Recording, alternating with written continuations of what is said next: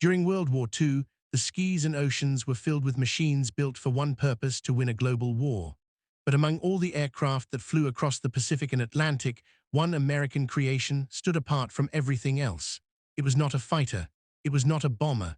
It was not even a normal aircraft. It was a massive flying boat, a giant with wings so long they cast a shadow on the water like a moving island. And hidden inside this strange machine was a secret that would change how America fought the war. This is the story of America's most unexpected flying boat, a machine that came with a mystery and a mission unlike anything the world had seen before. At the start of the Pacific War, the United States needed an aircraft that could fly far, very far. The Pacific Ocean was unbelievably massive, island bases were limited, and submarines roamed everywhere. The US Navy needed an aircraft that could watch over thousands of miles of open water.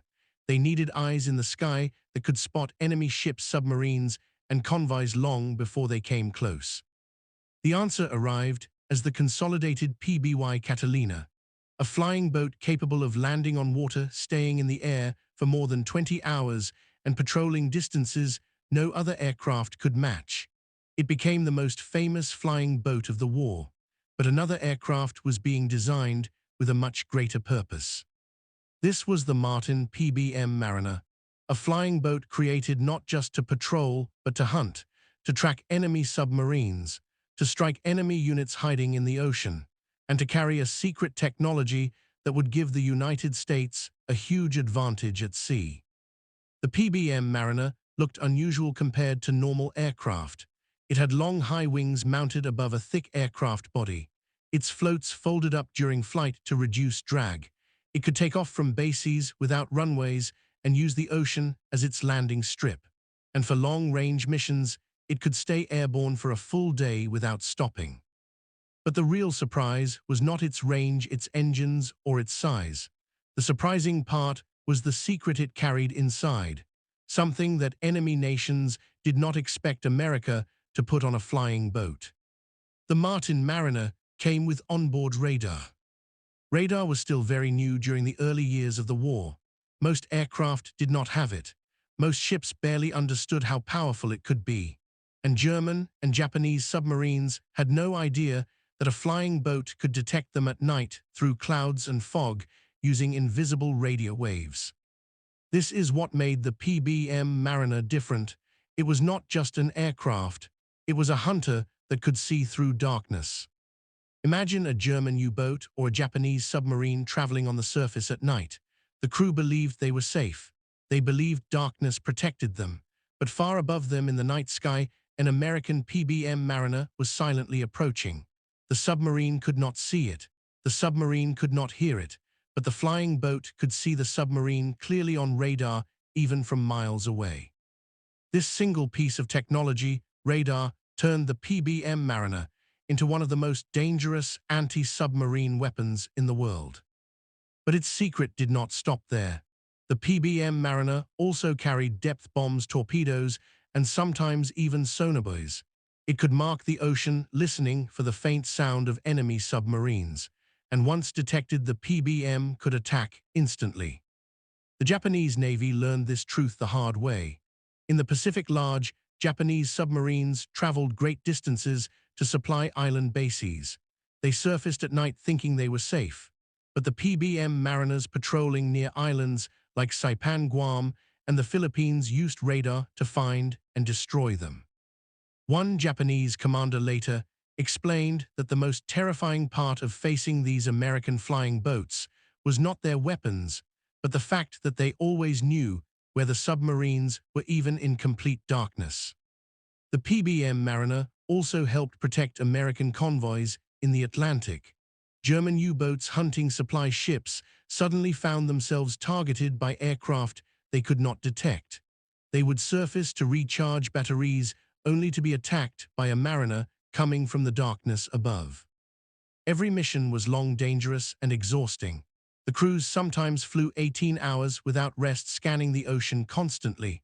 Waves below them could reach 40 feet high. The weather could be brutal. Rain, storms, lightning, and wind hammered the aircraft. But the PBM Mariner kept flying because America needed it to. Many people do not realize the role these flying boats played in saving thousands of lives. When pilots crash-landed or ships sank at sea, the PBM Mariner arrived as the first responder. It could land in the middle of the ocean, risking its own crew to rescue survivors.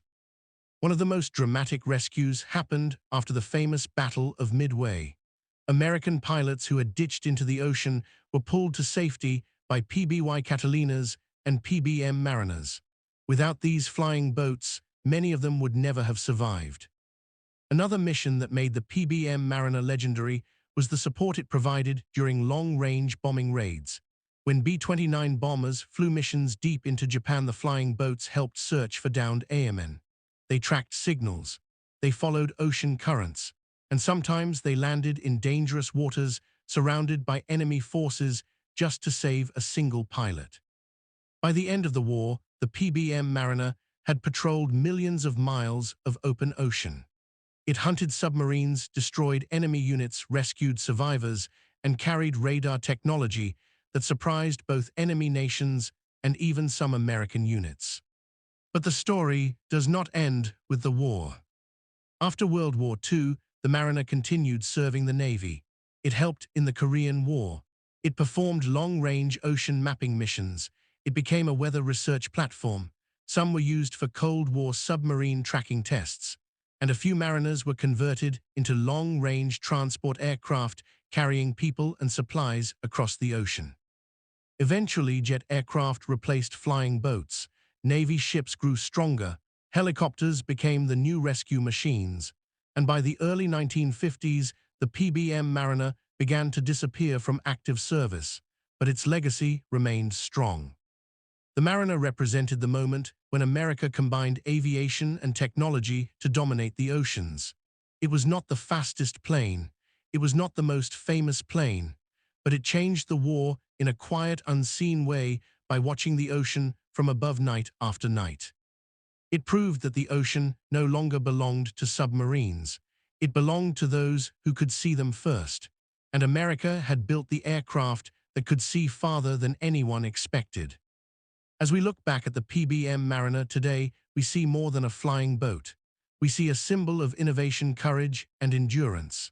A machine born in the toughest years of war that helped secure victory through patience and technology, not just firepower. The Mariner did not simply fly over the ocean. It changed how nations fought over it. And that is the secret this flying boat carried from the first day it touched the sea.